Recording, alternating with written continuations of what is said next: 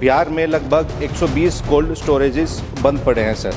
मैं पूछना चाहता हूं कि क्या मंत्रालय बिहार में फूड प्रोसेसिंग मजबूत करने और नई यूनिट्स की स्थापना के लिए किसी विशेष पहल पर विचार कर रहा है? पीएमएफएमई स्कीम, उसका सबसे ज़्यादा लाभ बिहार राज्य को ही मिला है। जैसा एमओएस साहब भी इसका जिक्र कर रहे थे कि छोटे उद्यमियों को एक व्यवसाय स्थापित करने का व्यवस्था इसमें हम लोग प्रोवाइड करने का प्रयास करते हैं।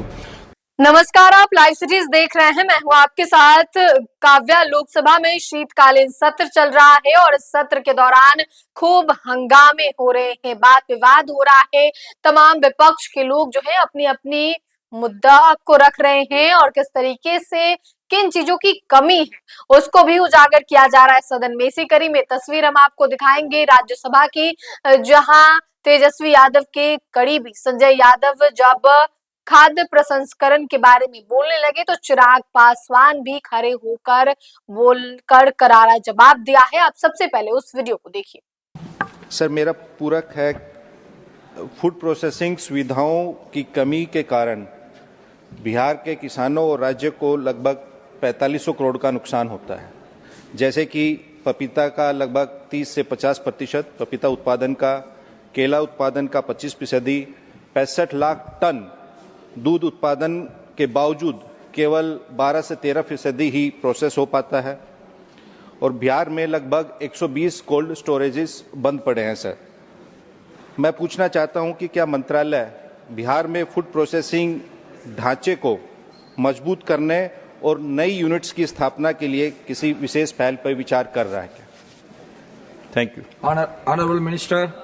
चेयरमैन साहब, चाहे ये जो क्वेश्चन है से नहीं जुड़ा हुआ, पर मैं इसका जवाब जरूर देना चाहूंगा मेरे माननीय एमपी साहब, क्योंकि ये हमारी जो स्कीम है खास तौर पे PMKSY, ये बिल्कुल ठीक है आपकी बात भी। बहुत ज्यादा नुकसान ये मिनिस्ट्री इसलिए बनाई गई और हमारे मंत्री जी पासवान साहब बैठे हैं जो खुद बिहार से आते हैं और बहुत ध्यान रखते हैं। अभी मखाना बोर्ड इन्होंने वहां पे बना के लेके गए हैं, मैं उसकी मुबारकबाद भी बिहार को और मंत्री जी को दूंगा। तो इसे खास तौर पे ये होती हैं चीजें, क्योंकि जो किसान है उसने ये हर चीज, चाहे फ्रूट है चाहे फल है, सब्जी कोई लगा ली तो उसे उसको प्रॉपर टाइम पे वो कैसे खराब ना हो, उसको आपने पपीता की बात की, उसके लिए कोल्ड चेन प्रॉपर किस तरीके से, खास तौर पे जो आपने कहा है, चाहे वो डेयरी हो, फ्रूट्स हो, वेजिटेबल्स हो, मरीन प्रोडक्ट्स भी हो, उसके बारे में ये बिहार तो जो इस चीज में जो मैं स्कीम को बता रहा हूं, नंबर 1 रैंकिंग है इसकी इंडिया में टर्म्स ऑफ लोन अप्रूव्ड। तो आप कोई भी ऐसी चीज जो आपने मुझे आपने बताई है और मंत्री से कोई भी स्पेशल आप इस बारे में जैसे कहा है भी कोई कमी नहीं है। हम इसको 5 करोड़ से 10 करोड़ तक यहां से जो है ग्रांट एड दी जाती है। आप अगर मंत्री जी बात करना चाहते हैं। डॉक्टर फोक्सिया खान जी। या मिनिस्टर। सर, मैं आपके माध्यम से माननीय सदस्य को ये बताना चाहता हूं कि जिस योजना की चर्चा हम लोग कर रहे हैं, पीएमएफएमई स्कीम, उसका सबसे ज्यादा लाभ बिहार राज्य को ही मिला है। सबसे ज्यादा बेनिफिशरीज इस योजना के बिहार राज्य को ही मिले हैं। इस योजना में, जैसा एमओएस साहब भी इसका जिक्र कर रहे थे, कि छोटे उद्यमियों को एक व्यवसाय स्थापित करने का व्यवस्था इसमें हम लोग प्रोवाइड करने का प्रयास करते हैं।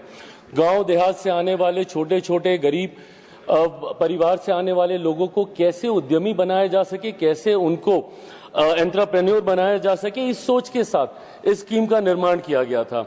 ऐसे में पोस्ट हार्वेस्ट लॉसेस को किस तरीके से नियंत्रित किया जा सके, ऐसे में किस तरीके से उत्पादन की शेल्फ लाइफ को, उसकी गुणवत्ता को और बढ़ाया जा सके, इन तमाम चीजों को मिलाकर इस योजना को स्थापित किया गया है।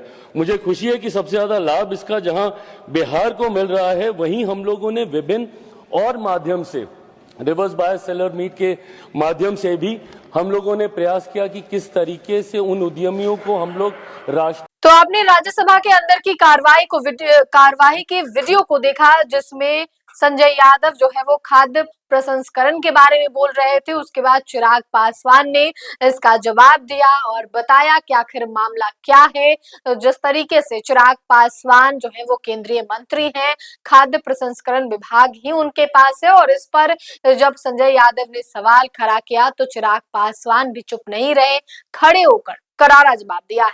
फिलहाल के लिए इतना ही। साथ ही चैनल को सब्सक्राइब करें, फेसबुक पेज को लाइक करें। वीडियो देखने के लिए आपका धन्यवाद।